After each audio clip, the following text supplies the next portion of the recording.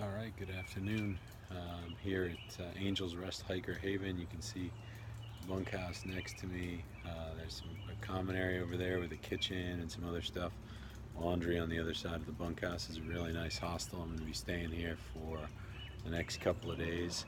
But I want to take a moment to do some Q&A from some of the comments on YouTube and elsewhere. So the first question I'm going to address concerns trail names. This comes from Tia. She asked if I have a trail name and how do people get them. My trail name's Midlife. I got that sort of early on. I sort of adopted it myself, which really goes against what you normally do with trail names. Normally, you do something goofy on the trail and people give it to you. Um, so, you might, I don't know. There was one woman who's tall and skinny and white, and they call her string cheese.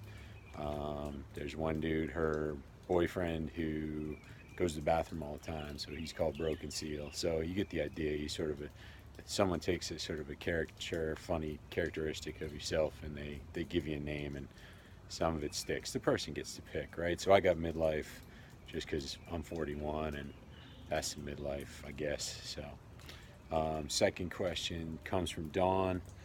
She was asking about two things. One, how many women to men? I'd say the ratio is probably about 1 to 8 or 1 to 10. There aren't a lot of women out here, although there's a couple walking behind me.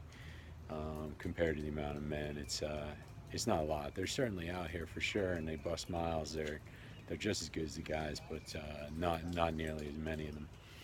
And the second question about wildlife: have I seen anything besides cows and horses? Well, a billion birds, owls, barred owls hooting at night. It's been pretty awesome.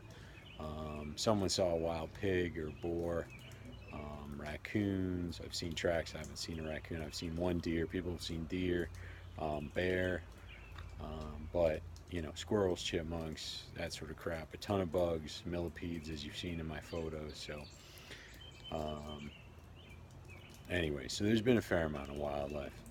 Next question comes from Chuck. He's got a few. Am I surprised at how little I need? I did a pack shakedown. I've got a bunch of stuff that I don't necessarily need to survive, but it helps me mentally. So I'm certainly carrying more than I need.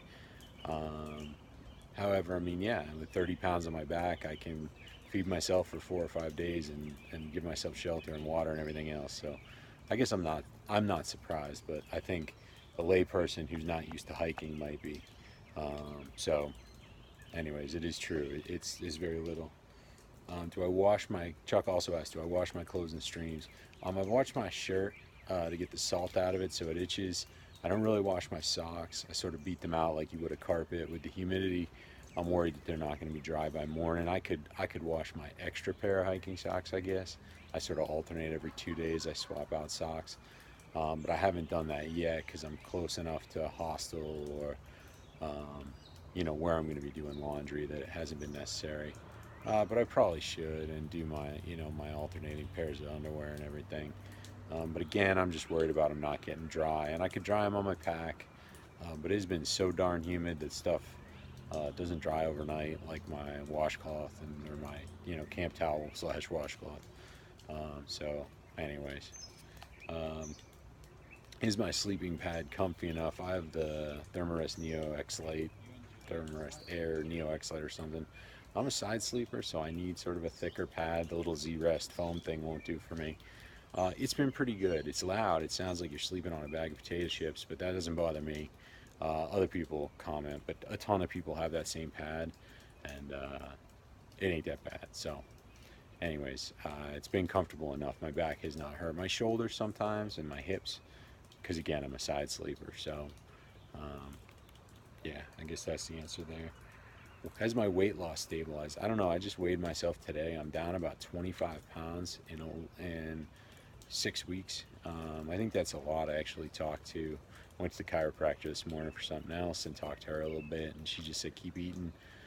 It should stabilize. Listen to your body, and that's really the truth out here. You got to listen to what's going on, um, and make sure you adapt. Whether it's a nagging injury or whatever, you got to take care of it. You got to get rest. You can't let that stuff go. So I'll keep watching my weight.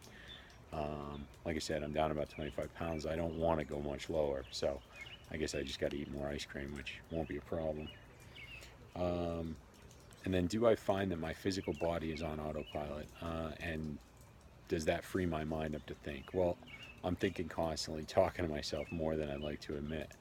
But in terms of my body going on autopilot, I guess sometimes, but you constantly got to watch your feet for the most part on the trail. There's enough rocks and roots and crap that you can sprain an ankle or break an ankle or worse pretty easily out here if you're not paying attention. And certainly when my mind wanders too much and I'm not watching my feet, you do get injured.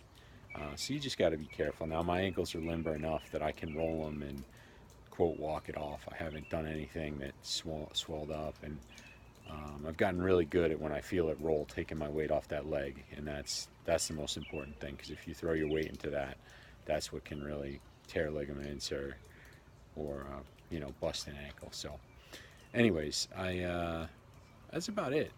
There's other questions, but this video is getting long. So day 41, this is my Nero, because I did 2.5 miles this morning. So tomorrow is a 0, and maybe I'll get to some of the more Q&A. So keep those questions coming. I do appreciate it. Thank you, because I'm sure if you've got the question, there's other people asking the same thing. So anyways, keep it coming, and I'll talk to you later. Cheers.